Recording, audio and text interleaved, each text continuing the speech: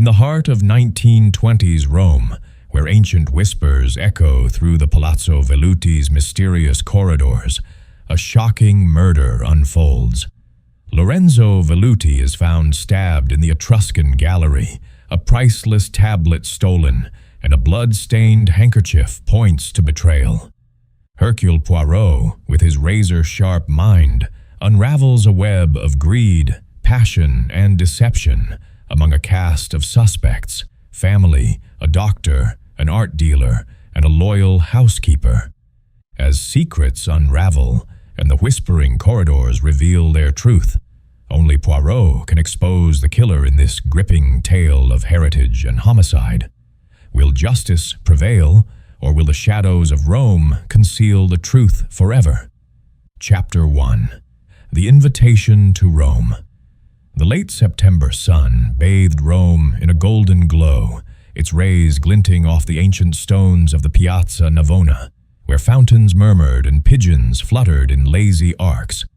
Hercule Poirot sat at a small wrought-iron table outside the Café degli Arti, his posture as impeccable as his tailored charcoal suit, despite the lingering warmth of the Italian afternoon. His neatly waxed mustache, a perfect crescent above his lip, quivered slightly as he savored a small cup of espresso, its aroma sharp and invigorating. His gray eyes, keen and observant, scanned the bustling square.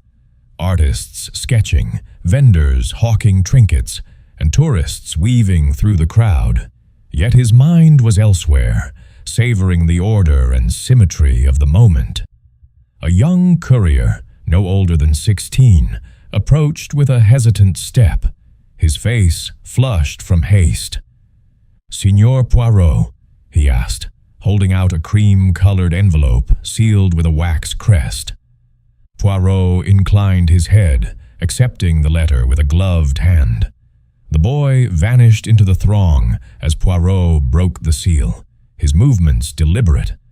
The note, written in a precise, feminine hand, read, "Monsieur Poirot, your presence is urgently requested at the Palazzo Velluti, residence of Contessa Isabella Velluti. A matter of grave importance awaits your expertise. Discretion is paramount. Signora Clara Moretti, housekeeper." Poirot's eyes gleamed with the spark of intrigue. The Contessa Velluti was a name known even in the salons of London and Paris, a widow of immense wealth, renowned for her collection of Etruscan artifacts, housed in her ancestral palazzo near the Palatine Hill. That she, a woman of such stature, would summon a detective, and with such urgency, suggested a puzzle worthy of his little gray cells. He folded the letter, tucked it into his breast pocket, and signaled for the bill. With a tip of his Homburg hat, he rose, his cane tapping lightly on the cobblestones as he hailed a taxi. The drive to the Palazzo Velluti wound through Rome's labyrinthine streets, past ivy-clad walls and ancient arches. The palazzo itself stood like a sentinel of a bygone era, its facade of weathered travertine adorned with Baroque flourishes. As the taxi halted, a woman emerged from the shadowed portico. She was slight, her dark hair pulled tightly into a bun, her eyes sharp and restless. "Monsieur Poirot," she said, her voice low, "I am Clara Moretti, the housekeeper. Thank you for coming so swiftly." Her hands twisted a linen handkerchief, betraying her composure. "Madame Moretti," Poirot replied, his French accent crisp. It is not the habit of Hercule Poirot to delay when summoned by urgency. "Pray, lead the way." She guided him through the palazzo's grand entrance, where marble columns flanked a mosaic floor depicting Etruscan warriors. The air was cool, scented with beeswax and old wood. As they ascended a staircase, Poirot noted the peculiar acoustics of the corridors. Every footfall, every rustle of Clara's skirt seemed to echo faintly, as if the walls themselves whispered secrets.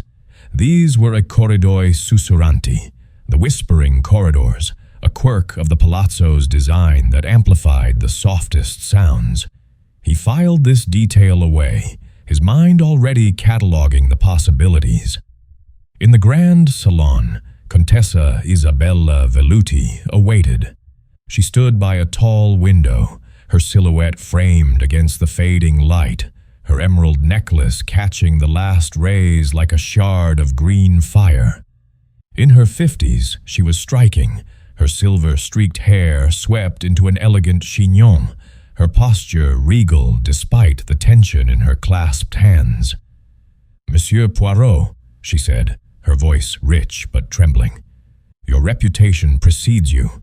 I am in dire need of your skill." Poirot bowed slightly. "Contessa, I am at your service. What is this matter of grave importance?" She gestured to a velvet-upholstered chair, and Poirot sat, his hands folded over his cane. Clara Moretti hovered near the door, her presence unobtrusive yet attentive. The Contessa took a deep breath. "This morning, my nephew, Lorenzo Velluti, was found dead in the Etruscan gallery, stabbed through the heart. The police insist it was a robbery, thieves after my collection, but I do not believe it.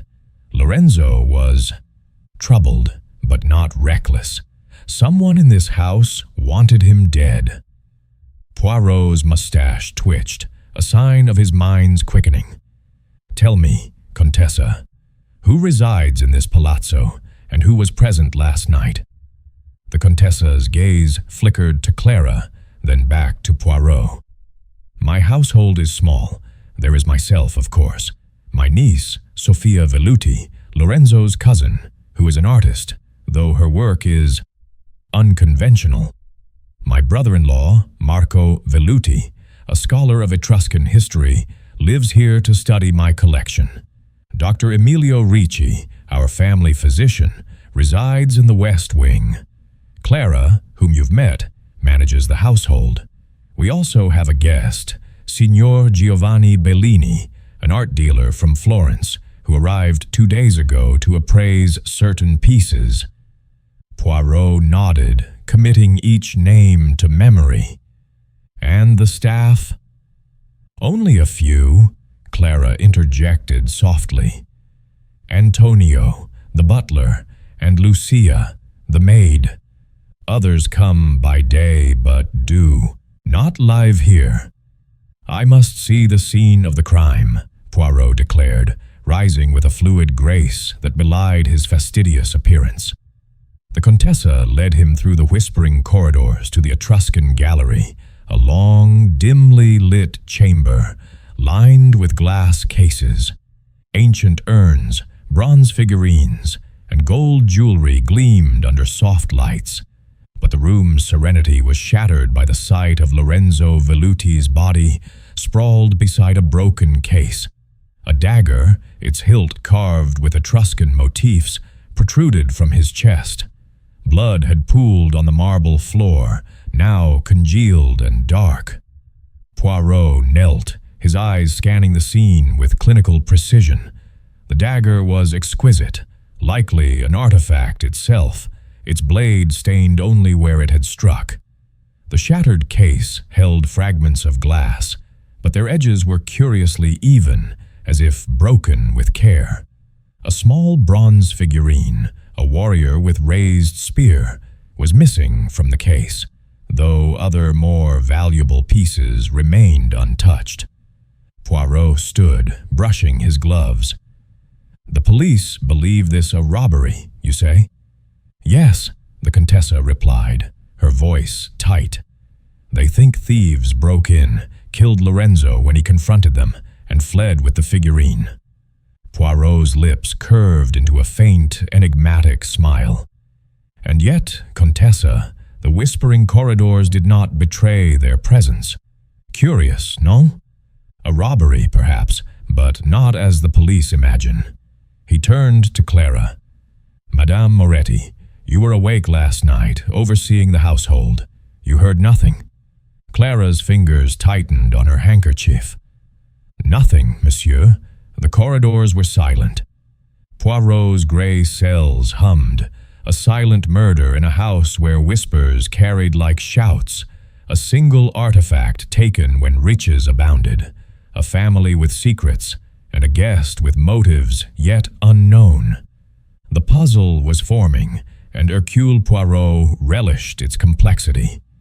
"Contessa," he said, his voice soft but firm, "I shall remain in Rome until this matter is resolved. The truth it hides, but not from Hercule Poirot." As he followed her back to the salon, the whispering corridors seemed to hum with anticipation, as if they, too, awaited the unraveling of their secrets. Chapter 2. The Whispering Clues. The morning sun filtered through the tall windows of the Palazzo Velluti, casting long shadows across the marble floors.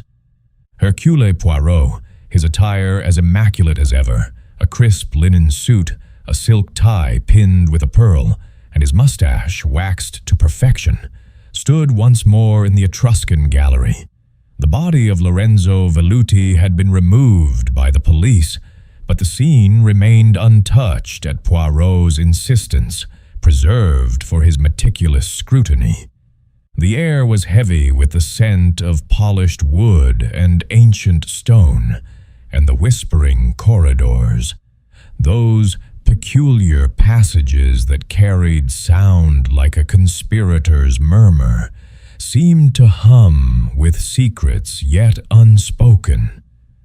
Poirot knelt beside the shattered display case, his gloved fingers hovering over the fragments of glass.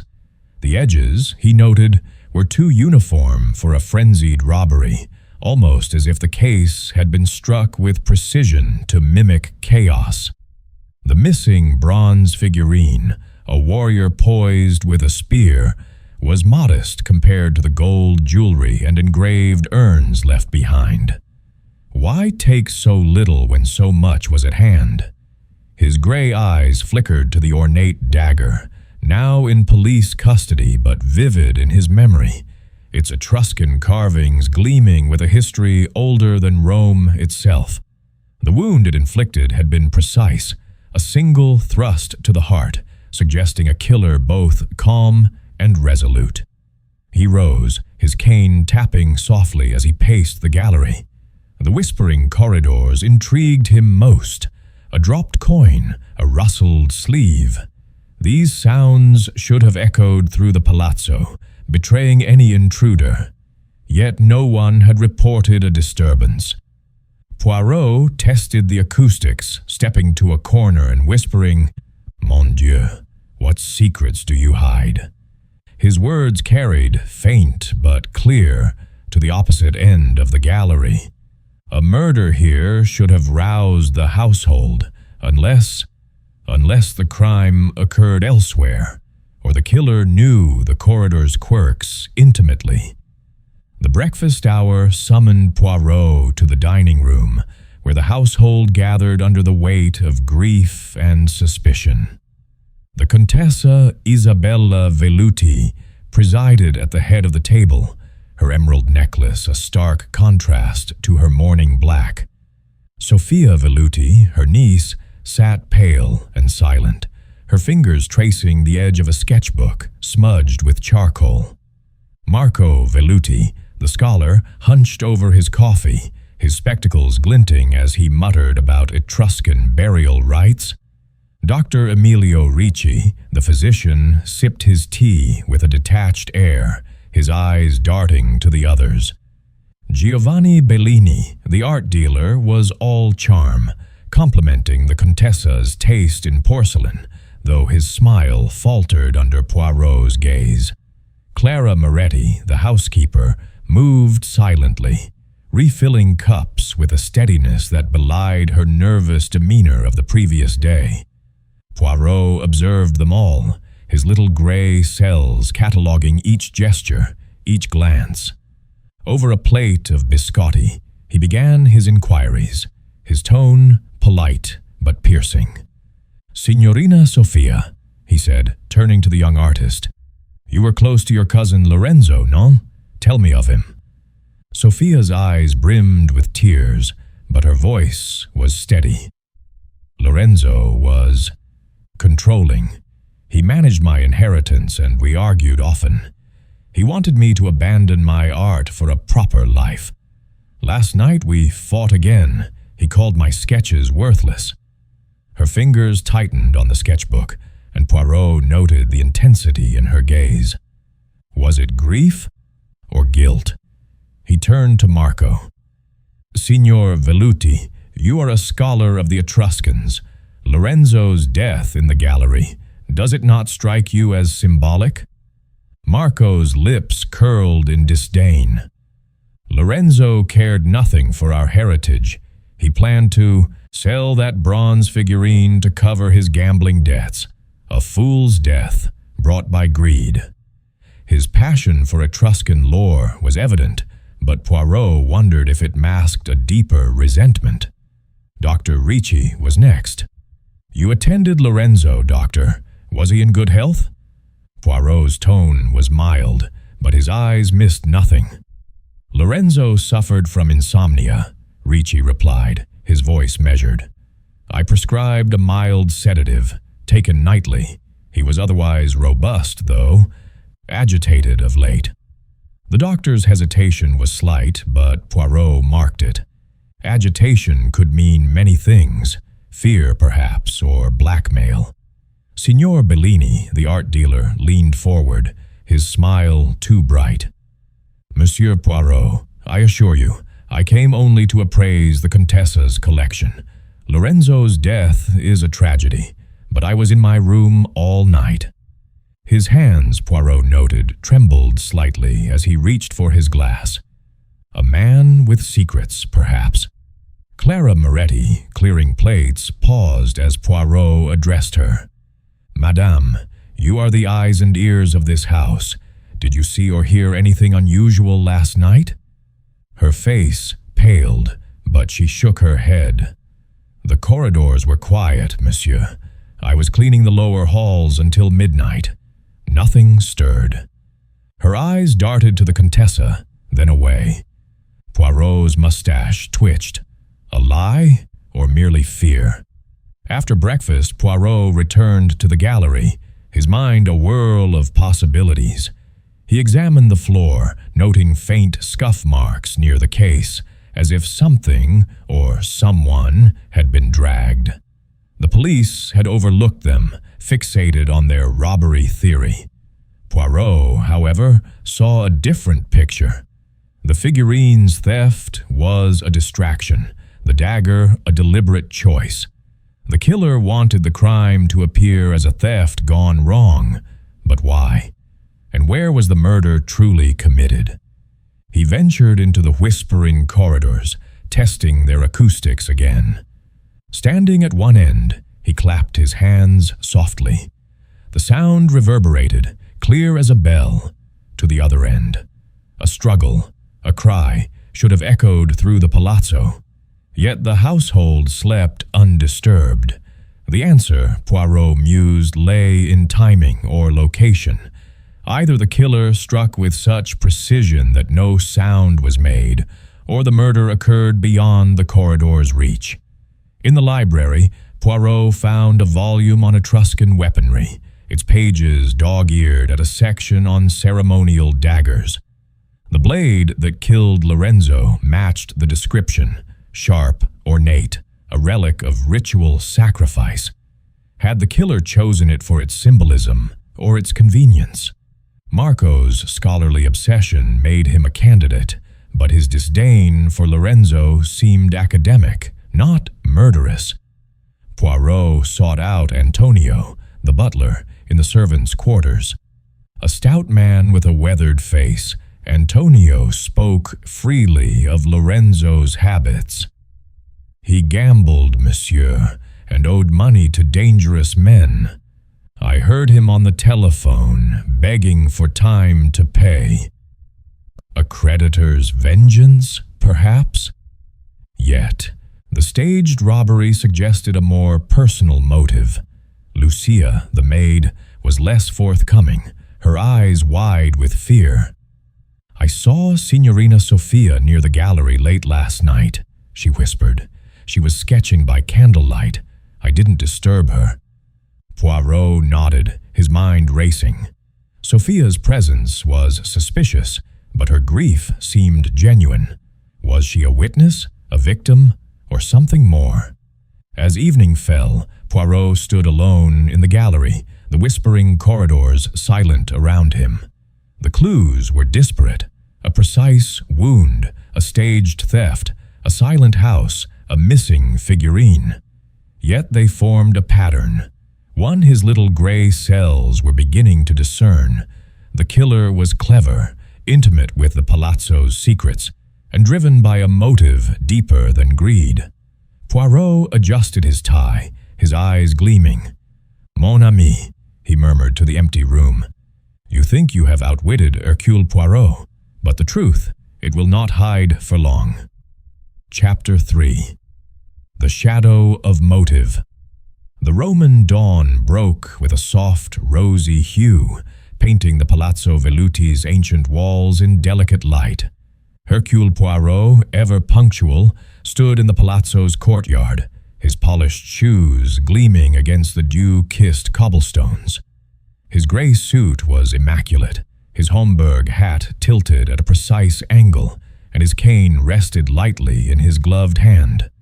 The air carried the faint scent of jasmine from the garden, but Poirot's mind was far from such pleasantries. The murder of Lorenzo Veluti was a tapestry of deception, and he was determined to unravel its threads, one motive at a time. After a light breakfast of espresso and cornetto, Poirot sought out the palazzo's staff, beginning with Antonio, the butler. They met in the pantry, a cramped room lined with shelves of crystal and silver. Antonio, his face etched with years of service, polished a decanter with methodical care. "Monsieur Poirot," he said, his voice gruff. "Lorenzo was a reckless young man. He gambled away fortunes at the clubs in Trastevere. I overheard him arguing with a man on the telephone, a rough voice demanding payment. Lorenzo promised to settle his debts soon, but he sounded desperate." Poirot's eyes narrowed. "This man, did you recognize his voice?" Antonio shook his head. "No, monsieur, but Lorenzo was frightened. He mentioned a delivery to appease them." "A delivery," Poirot mused. "The bronze figurine, perhaps, or something more valuable." He thanked Antonio and moved to the servants' quarters, where Lucia, the maid, was folding linens. Her hands trembled as she met Poirot's gaze. "Signorina Lucia," he began, his tone gentle yet probing. "You mentioned seeing Signorina Sofia near the Etruscan gallery last night. Tell me more." Lucia's eyes darted to the door. "It was late, monsieur, past 11. I was fetching water for the Contessa when I saw Sofia in the corridor, sketching by candlelight. She looked strange, like she was listening for something. I didn't stay. She frightens me sometimes, with her wild ideas." Poirot nodded, noting the maid's fear. Sofia's presence near the crime scene was no coincidence, but was she a witness or a player in this deadly game? He dismissed Lucia with a kind word and made his way to the library, where Marco Veluti sat surrounded by tomes on Etruscan lore. The scholar's tweed jacket was rumpled, his fingers stained with ink, and his eyes burned with a fervor that Poirot found both admirable and unsettling. "Signor Veluti," Poirot said, settling into a leather chair, "your passion for the Etruscans is evident. Did Lorenzo's plan to sell the bronze figurine anger you?" Marco's spectacles flashed as he leaned forward. "Anger? It was sacrilege. That figurine, a rare depiction of a Lorraine warrior, belongs to history, not some vulgar collector. Lorenzo saw only Lear, not legacy. I told him so many times." His voice trembled with indignation, but Poirot detected no malice, only scholarly zeal. Still, he noted a book on the table, Etruscan Blades and Rituals, its pages open to a detailed drawing of a dagger strikingly similar to the murder weapon. Coincidence or calculation? Leaving the library, Poirot sought Dr. Emilio Ricci in the Palazzo's small infirmary, a sterile room scented with antiseptic. The physician, a lean man with graying temples, was organizing his medical bag, his movements precise but guarded. "Dr. Ricci," Poirot began, his voice smooth as silk. "Lorenzo was agitated, you said. Did he confide in you about threats or enemies?" Ricci's hands paused over a vial of laudanum. "He mentioned fears of blackmail," he admitted, his tone reluctant. "Something about a scandal, an affair, perhaps. He wouldn't name the other party, but he was frantic, checking locks and windows nightly." The doctor's eyes avoided Poirot's, and the detective sensed a half-truth. Blackmail was a potent motive, but whose secret was it? Poirot's next encounter was with Giovanni Bellini, the art dealer, whom he found in the Palazzo's rose garden, pacing beneath an arbor. Bellini's tailored suit and polished shoes spoke of wealth, but his nervous smile betrayed strain. "Signor Bellini," Poirot said, his mustache twitching, "your interest in the Contessa's collection is professional, none? Yet I hear your business in Florence is struggling. A rare artifact could restore your fortunes. Could it not?" Bellini's laugh was forced. "Monsieur Poirot, I am an appraiser, not a thief. Yes, my business has seen better days, but I came to advise the Contessa, not to steal from her." His fingers toyed with a gold cufflink, and Poirot noted the gesture. A man uneasy under scrutiny, a failing business, a valuable figurine, a convenient death. The pieces fit, but too neatly. As noon approached, a piercing scream shattered the Palazzo's quiet. Poirot hurried to the courtyard, where Clara Moretti stood, her face ashen, clutching a blood-stained handkerchief. "I found it in the laundry," she stammered, her voice barely audible. "It's not mine, I swear." The handkerchief bore a monogrammed S in elegant embroidery, and Poirot's mind leapt to Sophia. A clue or a cunning misdirection? He took the handkerchief, his gloved fingers careful not to smudge the stain. "Madame Moretti, where exactly was this found?" "In the basket near the servants' stairs," she replied, wringing her hands. "It was hidden among the linens." Poirot dismissed her gently, his thoughts racing. The handkerchief could implicate Sophia, but its discovery was too convenient, too staged. Someone wished to point the finger at the young artist, but who? He tucked the handkerchief into an envelope, resolving to have it examined for traces beyond blood, perhaps a scent, a thread, a whisper of the killer's intent. Returning to his guest room, Poirot paced, his little gray cells weaving a pattern from the morning's revelations. Antonio's tale of Lorenzo's debts suggested external enemies, yet the crime's intimacy pointed to the household. Lucia's account placed Sophia near the gallery, but her fear muddled her reliability. Marco's obsession with Etruscan heritage was fervent, but lacked the venom of a murderer. Ricci's knowledge of Lorenzo's blackmail hinted at secrets withheld, while Bellini's financial woes made him a suspect, though his charm seemed a frail mask for violence. And the handkerchief, Sophia's, or a plant to ensnare her?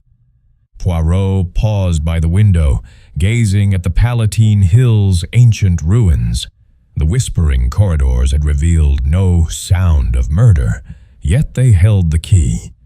The killer, he deduced, was someone who understood the palazzo's acoustics, someone who moved with precision to avoid detection. The blood-stained handkerchief was a bold stroke, meant to mislead, but it only deepened Poirot's resolve. "Mon cher assassin," he murmured, adjusting his cufflinks. "You think to outwit Hercule Poirot with your tricks, but the shadows of motive, they cannot hide from me." As he prepared to join the household for luncheon, Poirot felt the puzzle taking shape. Each suspect carried a burden: greed, fear, pride, or passion, but only one had woven these into murder. The whispering corridors, silent yet eloquent, would guide him to the truth. Chapter 4. The Art of Deception. The midday sun streamed through the tall windows of the Palazzo Velluti, casting intricate patterns on the polished marble floors. Hercule Poirot, his gray suit pristine and his mustache a study in symmetry, stood in the grand salon, where the household had gathered at his request. The air was thick with tension, the Contessa's emerald necklace glinting like a watchful eye as she sat rigidly in a high-backed chair. Sophia Velluti clutched her sketchbook, her charcoal-stained fingers trembling. Marco Velluti, his scholarly demeanor frayed, adjusted, his spectacles with a scowl.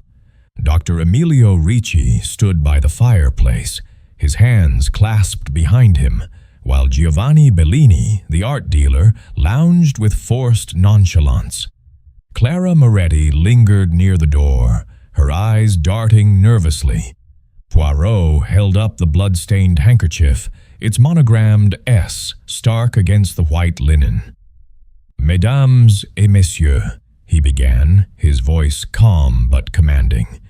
"This handkerchief, found in the laundry, suggests a connection to Signorina Sophia. Yet I, Hercule Poirot, believe it is a deception, a thread woven to mislead. The true killer wishes us to look elsewhere while they hide in plain sight." Sophia gasped, her eyes wide. "It's not mine. I swear it." Her voice cracked, and Poirot noted the raw edge of her fear. Marco snorted, muttering about theatrics, while Bellini's smile faltered, his fingers tightening on the armrest. Dr. Ricci remained impassive, but Clara's sharp intake of breath did not escape Poirot's notice. "Patience, mes amis," Poirot continued, his gray eyes scanning each face. "The truth, it reveals itself in time." He dismissed them, his mind already turning to the Etruscan gallery, where the murder's stage had been so carefully set. In the gallery, Poirot examined the scene anew, the whispering corridors amplifying the soft tap of his cane, the shattered display case, the missing bronze figurine, the scuff marks on the floor. All pointed to a crime orchestrated with precision. He closed his eyes, reconstructing the night of the murder. The whispering corridors should have betrayed a struggle, a cry. Yet they were silent. Why? A sudden insight struck. The murder had not occurred here. The body was moved, the scene staged to suggest a robbery. The killer, then, was someone strong enough to drag Lorenzo's body and cunning enough to exploit the palazzo's acoustics. Poirot ventured into the corridors, testing his theory. He stood at one end and dropped a small coin, its clink echoing clearly to the other. Then he moved to the Contessa's study, a room adjacent to the gallery but insulated by heavy oak doors. Here he dropped another coin. The sound was muffled, barely reaching the corridor. Mon Dieu, he thought. The study was the true scene of the crime. The killer had struck there, where the whispering corridors could not betray them, then moved Lorenzo to the gallery. In the study, Poirot found confirmation. faint scratches on the parquet floor as if a heavy object had been dragged.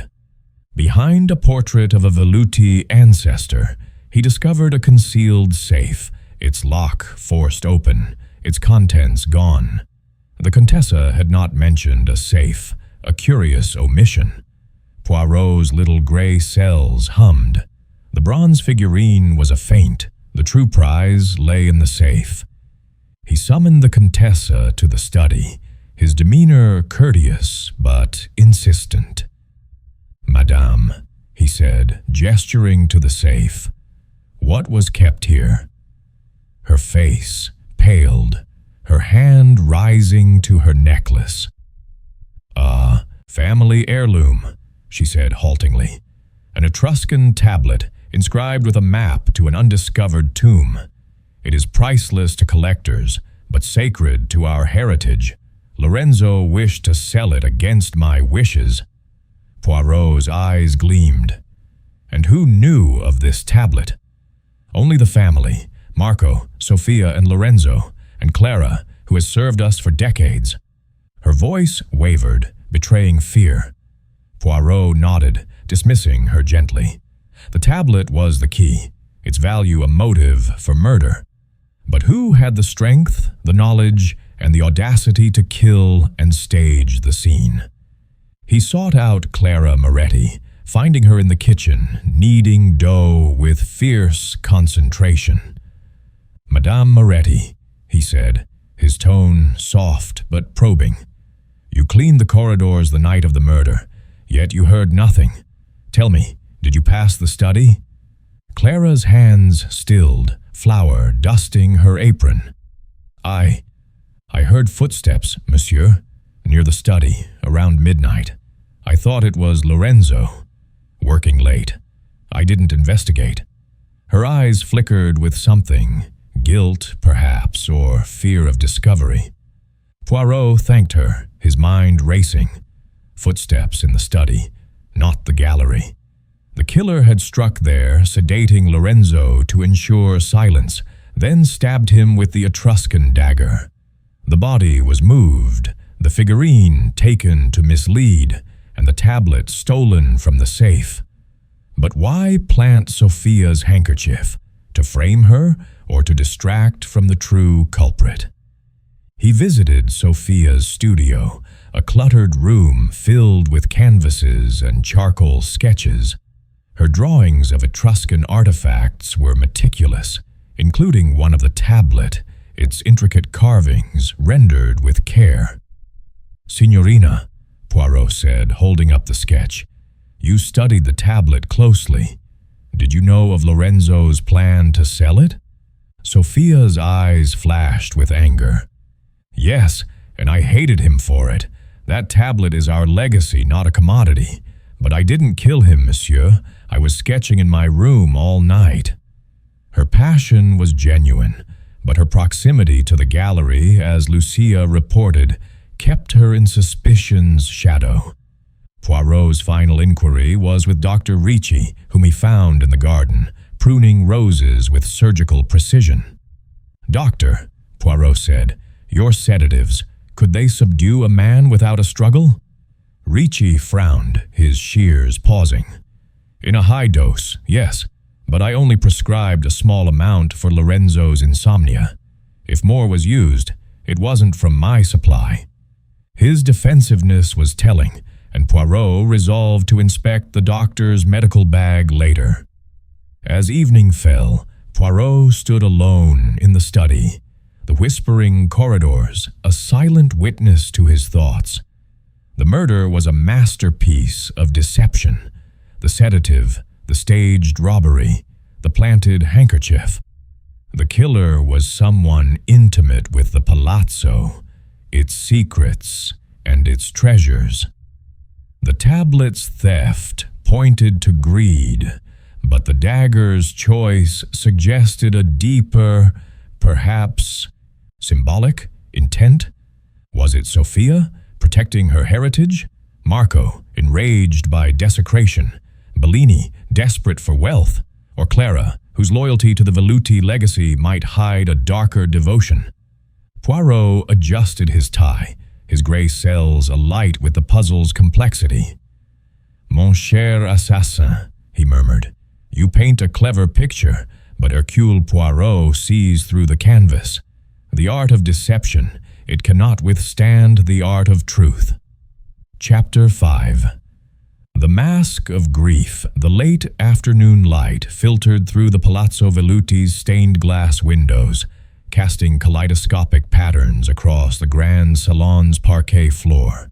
Hercule Poirot, his gray suit as pristine as ever, his mustache a paragon of precision, stood by a gilt-framed mirror, his reflection a study in calm resolve. The household was subdued, the air heavy with unspoken accusations. Yet Poirot's gray cells were alight, piecing together the intricate mosaic of Lorenzo Velluti's murder. The Etruscan tablet, stolen from the Contessa's study, was the linchpin, but the killer's identity remained veiled behind a mask of grief and deception. Poirot began his day with a visit to Lorenzo's private quarters, a suite overlooking the palazzo's courtyard. The room was opulent, yet disordered, papers strewn across a mahogany desk, a half-empty bottle of grappa, and a wardrobe spilling with tailored suits. Poirot's gloved fingers sifted through the desk, uncovering a ledger detailing Lorenzo's gambling debts, scrawled in his hurried hand. The sums were staggering, owed to a certain R. Morelli, a name Poirot noted with interest. A crumpled letter, tucked beneath a blotter, hinted at blackmail. "Pay, or your indiscretions will reach the Contessa. The tablet will fetch a fine price." Unsigned, but the threat was clear. Lorenzo's secrets had made him a target, but whose hand wielded the dagger? Next, Poirot sought the Contessa in her private parlor, a room adorned with tapestries depicting Etruscan myths. She sat by a lacquered table, her emerald necklace a stark contrast to her somber silk gown. "Contessa," Poirot said, his voice gentle but firm, "the tablet's theft suggests a motive beyond mere wealth. Who in this household revered it most?" Her eyes clouded with pain. "Marco, of course, for its historical value. Sophia, for her art. She sketched it obsessively. And Clara. She has always seen our collection as a sacred trust. Lorenzo, though, saw only profit." Her voice broke, and Poirot noted the depth of her grief. Was it for her nephew, or the loss of her heritage? Leaving the Contessa, Poirot visited Sophia's studio, where canvases leaned against walls, their bold lines capturing Etruscan motifs. Sophia stood at an easel, her face pale, her hands smudged with paint. "Signorina," Poirot said, holding up her sketch of the tablet, "your work is meticulous. Did you sketch the tablet to preserve it, or to plan its theft?" Sophia's brush clattered to the floor. "How dare you? I loved the tablet. It inspired my art. Lorenzo wanted to sell it, to tear our legacy apart. I argued with him, yes, but I didn't kill him." Her passion was fierce, yet Poirot detected a tremor in her voice, a hint of fear that suggested more than indignation. In the infirmary, Poirot confronted Dr. Emilio Ricci, whose medical bag lay open on a sterile table. "Doctor," Poirot said, his eyes fixed on the bag, "your sedatives could ensure a silent death. I must examine your supplies." Ricci stiffened, but complied, revealing vials of laudanum and morphine.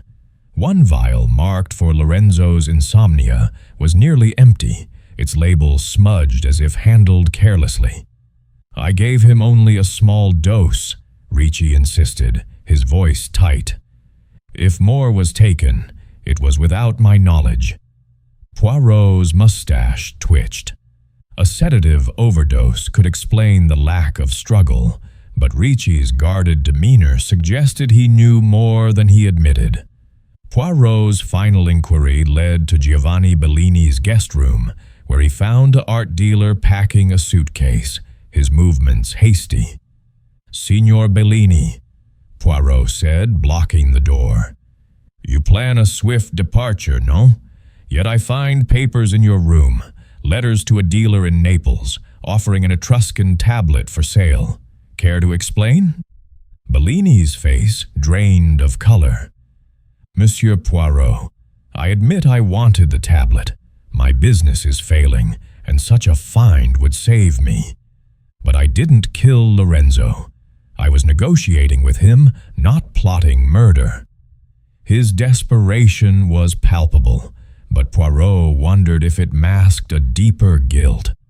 As evening approached, Poirot slipped into the servants' quarters, where he found Clara Moretti sorting linens. "Madame," he said, his tone soft but piercing, "the handkerchief with Sophia's initial, was it truly found in the laundry or placed there by your hand?" Clara's eyes widened, her hands clutching a sheet. "I found it, monsieur. I swear. I would never harm Signorina Sophia." Her voice trembled, but Poirot sensed a loyalty that bordered on fanaticism. Clara's reverence for the Velluti legacy, her knowledge of the Palazzo's secrets, could they have driven her to kill? Retiring to his room, Poirot paced, his little gray cells weaving the day's clues into a pattern. The ledger confirmed Lorenzo's debts, the blackmail letter his vulnerability. The empty sedative vial pointed to a calculated murder, staged to mislead. Sophia's sketches and passion for the tablet made her a suspect, yet her grief seemed genuine. Ricci's depleted vial and evasive answers hinted at complicity, while Bellini's forged letters and planned flight screamed of greed. Clara's loyalty, though, was the most intriguing. Her access to the study, her knowledge of the corridors, her discovery of the handkerchief. Was she a pawn or the mastermind? Poirot paused by the window, gazing at the moonlit Palatine Hill. Whispering corridors had betrayed no sound of murder, but their silence spoke volumes. The killer had sedated Lorenzo in the study, stabbed him with the Etruscan dagger, and moved him to the gallery, planting the handkerchief to implicate Sophia. The tablet's theft was the motive, but the dagger's choice suggested a personal vendetta, a ritualistic act. The mask of grief worn by the household concealed a darker truth, and Poirot was determined to unmask it. "Mon cher assassin," he murmured, adjusting his cufflinks. "You hide behind tears and lies, but Hercule Poirot sees the cracks in your facade. The truth, it waits to be unveiled." As he prepared for dinner, where he would observe the household anew, the whispering corridors seemed to hum with anticipation, as if they, too, knew the end was near. Chapter 6. The Whisper of Truth. The evening shadows lengthened across the Palazzo Velluti, their edges softening the stark marble of the Etruscan gallery where Hercule Poirot stood, his silhouette framed by the flickering light of a single chandelier. His pinstriped suit was impeccable, his mustache a flawless arc, but his gray eyes burned with the intensity of a man nearing the heart of a mystery. The murder of Lorenzo Velluti was no longer a scattered puzzle. The pieces, sedative, dagger, stolen tablet, planted handkerchief, were aligning, guided by the silent testimony of the whispering corridors. Tonight, Poirot would lay his trap, using the very acoustics that had shielded the killer to expose them. He had requested the household assemble in the Etruscan gallery, a stage he chose deliberately for its eerie resonance.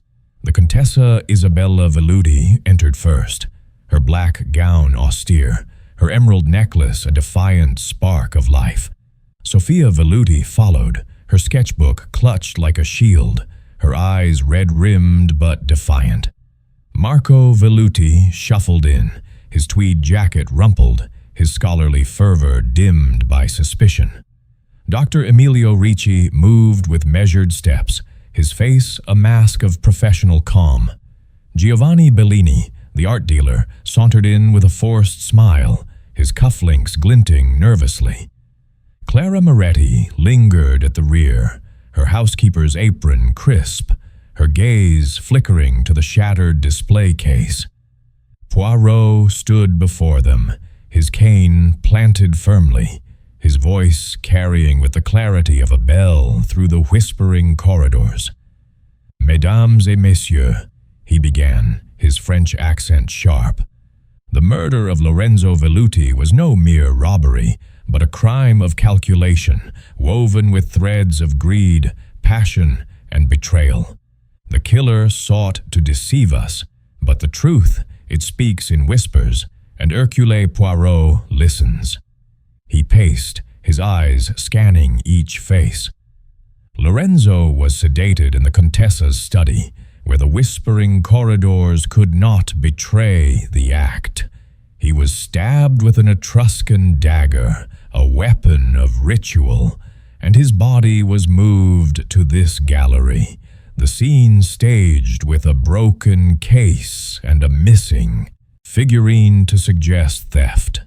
The true prize, the Etruscan tablet, was taken from the study's safe. A handkerchief, monogrammed with an S, was planted to implicate Signorina Sofia. But why? To hide the killer's hand. Sofia's breath caught, her fingers tightening on her sketchbook. Marco muttered under his breath, while Bellini's smile vanished. Ricci's hands clenched, and Clara's eyes darted to the floor. Poirot continued, undeterred. "Let us consider the clues. The sedative, taken from Dr. Ricci's bag, ensured no struggle, no sound. But the doctor's hands tremble with age. He could not deliver so precise a stab. Signorina Sofia, your sketches of the tablet show passion, but your grief is genuine, and the handkerchief too conveniently placed. Signor Marco, your knowledge of Etruscan daggers is profound, yet your anger at Lorenzo was academic, not murderous. Signor Bellini, your forged letters reveal greed, but you lack the nerve for violence." He paused, turning to the Contessa. "Madame, your love for the tablet is deep, but you would not destroy your own kin. No, the killer is one who knew the palazzo's secrets, who moved silently, who revered the tablet as sacred and saw Lorenzo's plan to sell it as a betrayal." Clara Moretti stiffened, her face paling. Poirot's gaze locked onto her. "Madame Moretti, you are the key. You heard footsteps in the study, not the gallery, because you were there.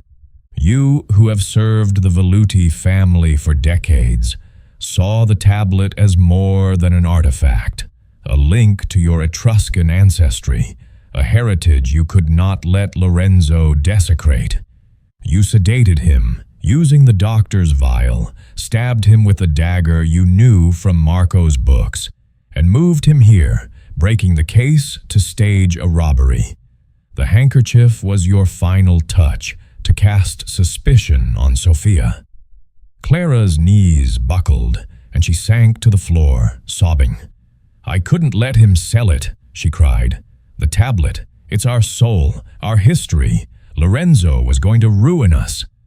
The household gasped, the Contessa's hand flying to her mouth. Sofia wept, and Marco stared, stunned. Ricci and Bellini exchanged uneasy glances, their own secrets safe for now. Poirot raised a hand, his voice gentle but firm. "Madame Moretti, your passion was your undoing. The whispering corridors, they kept your secret, but they also revealed it. Their silence spoke of a crime planned with care by one who knew their power." He signaled to the doorway where two carabinieri summoned earlier, stepped forward. Clara, her face streaked with tears, offered no resistance as they led her away. The gallery fell silent, the whispering corridors now mute, as if mourning the truth they had helped unveil.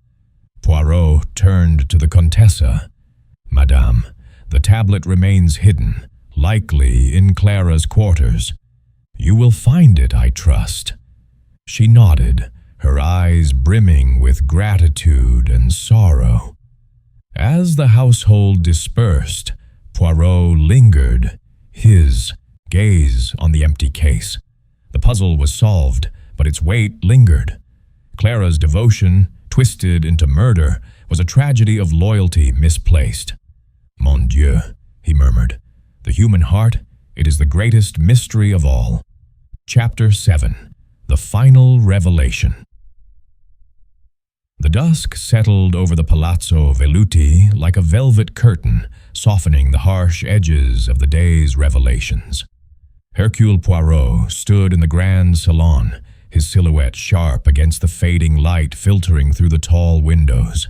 His gray suit was immaculate, his mustache a perfect crescent, but his gray eyes held a quiet intensity, as if the weight of the truth he had just unveiled lingered still. The household, gathered once more at his request, sat in a semicircle of tension.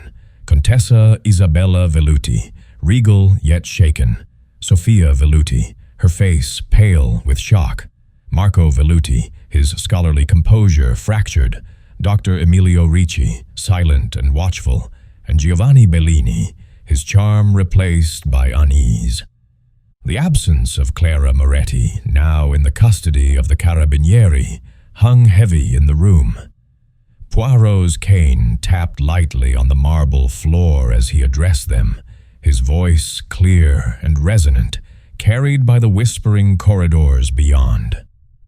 "Mesdames et messieurs," he began, "the murder of Lorenzo Velluti has been solved, but the truth, it is not complete without understanding. Clara Moretti, driven by a devotion to your family's Etruscan legacy, killed to protect the sacred tablet.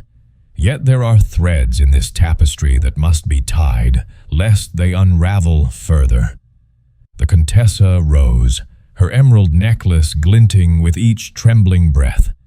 "Monsieur Poirot, how could Clara, who served us so faithfully, commit such an act? And the tablet, where is it?" Her voice was a mix of anguish and disbelief. Poirot raised a hand, his expression serene but commanding. "Madame, I do not accuse you of complicity, but your silence about the tablet's existence allowed this tragedy to unfold. Let us reconstruct the final truth." He turned to the household, his gaze piercing. Clara confessed, but her motive was not hers alone. Others in this house knew of Lorenzo's plan to sell the tablet, and their secrets fueled her desperation. He faced Sophia, whose eyes widened. "Signorina, your sketches of the tablet were not merely art. You knew its value, its power. Did you share your fears with Clara, perhaps in a moment of passion?" Sophia shook her head, tears spilling. "I told her I hated Lorenzo's plan. Yes, but I never thought I loved her like a mother." Her voice broke, and Poirot noted the sincerity in her grief, absolving her of intent. Turning to Marco, Poirot continued, "Signor Velluti, your books on Etruscan daggers guided Clara to her weapon. Did you, in your scholarly rants, inspire her zeal?" Marco's face reddened. "I spoke of our heritage, nothing more. Clara was always fervent about the collection. She asked me about the dagger's history weeks ago. I never imagined—" His voice trailed off, guilt etching his features. Dr. Ricci shifted uncomfortably as Poirot's gaze fell on him. "Doctor, your sedatives were the key to a silent murder. You claimed the vial was tampered with, But did you suspect Clara's access to your bag? Ricci's jaw tightened. I noticed laudanum missing days before, but I thought it misplaced. Clara often tidied the infirmary. She could have taken it. His admission was reluctant, but Poirot sensed no deeper complicity. Finally, Poirot turned to Bellini, whose hands fidgeted with his cufflinks. Signor, your forged letters prove you coveted the tablet. Did you pressure Lorenzo, perhaps pushing him to sell, thus igniting Clara's rage? Bellini stood, his voice sharp. I admit I wanted the tablet, but I never spoke to Clara. Lorenzo was willing to deal. I had no need to kill. His desperation rang true, and Poirot nodded, dismissing him as a catalyst, not a culprit. Poirot paced, his cane a soft metronome. Clara Moretti acted alone, but your secrets fed her resolve. The whispering corridors, they hid her crime, but their silence also betrayed her. She knew their acoustics, timing her act when the house slept. The tablet, I believe, remains in her quarters, hidden in devotion. At Poirot's direction, the Contessa summoned Antonio, the butler, to search Clara's room. Within minutes he returned, holding a velvet-lined box. Inside was the Etruscan tablet, its carvings gleaming under the salon's lights. The Contessa gasped, her hand clutching her necklace. "It's safe," she whispered, tears falling. Poirot's voice softened. "Madame, your legacy is preserved, but at a cost. Clara's love for your family twisted into obsession. The truth, it is a bitter medicine, but it heals." The household sat in stunned silence, the weight of Clara's betrayal settling like dust. Sophia wept quietly. Marco stared at the tablet. Ricci's shoulders sagged, and Bellini slipped away, his ambitions thwarted. Poirot, ever observant, noted their reactions, satisfied that no further culprits lurked.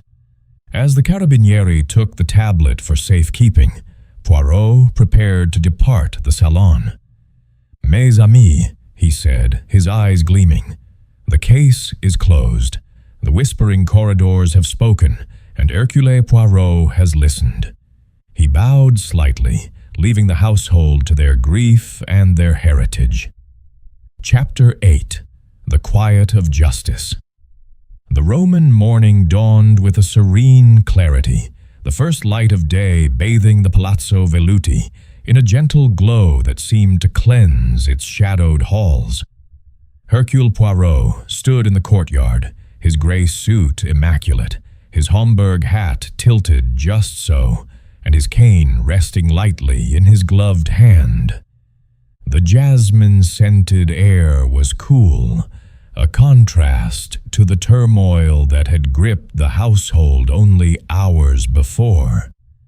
The whispering corridors, once conspirators in a murder's silence, now seemed at peace, their secrets laid bare by Poirot's relentless logic. The Contessa Isabella Velluti emerged from the palazzo, her mourning attire softened by a shawl of fine silk, her emerald necklace replaced by a simple cross. "Monsieur Poirot," she said, her voice steady despite the sorrow in her eyes, "you have restored our honor and recovered the tablet. How can I thank you?" Poirot bowed, his mustache twitching with a modest smile. "Madame, the thanks of Hercule Poirot are earned by the truth alone. Your family's legacy is safe, and justice is served. That is enough." She pressed his hand, her gratitude unspoken but profound. "The tablet will remain with us, displayed in the gallery as a tribute to our heritage, not a prize for greed." She paused, her gaze distant. "Clara, I never suspected her devotion would turn so dark." Poirot nodded, his gray cells reflecting on the housekeeper's tragic zeal. Clara Moretti, now in the hands of the carabinieri, had confessed fully, her love for the Velluti legacy twisted into a fatal act. The Etruscan tablet, found in her quarters, had been returned to the Contessa, its carvings a silent testament to the cost of obsession. As Poirot prepared to depart, Sophia Velluti approached, her sketchbook tucked under her arm. Her face, though pale, held a new resolve. "Monsieur Poirot," she said softly, "I will dedicate my art to preserving our collection, not just for beauty, but for history. Lorenzo's death. It has taught me what truly matters."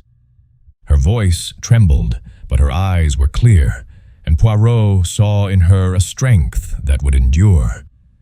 Marco Velluti lingered in the library, surrounded by his Etruscan tomes. He offered Poirot a curt nod, his earlier bitterness replaced by quiet shame. "I should have seen Clara's fervor," he muttered, adjusting his spectacles. "My books, they inspired her madness." Poirot said nothing, knowing the scholar would find solace in his studies, a refuge from guilt.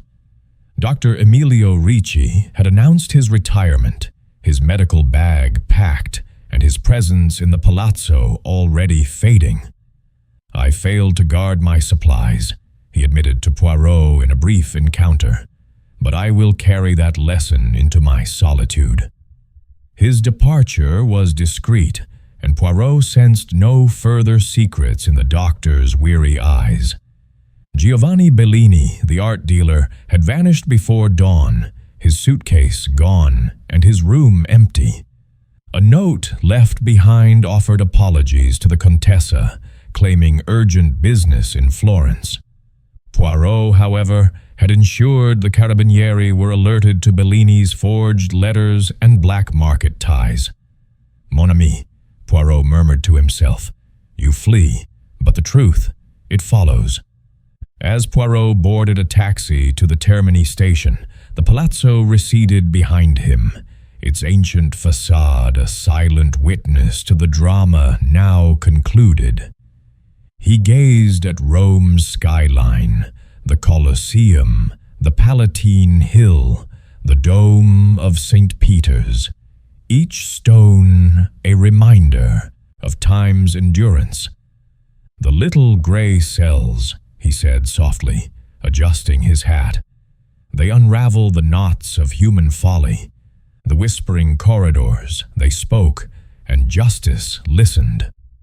The taxi wound through Rome's bustling streets, and Poirot's thoughts turned to his next destination, perhaps a quieter case in London or Paris.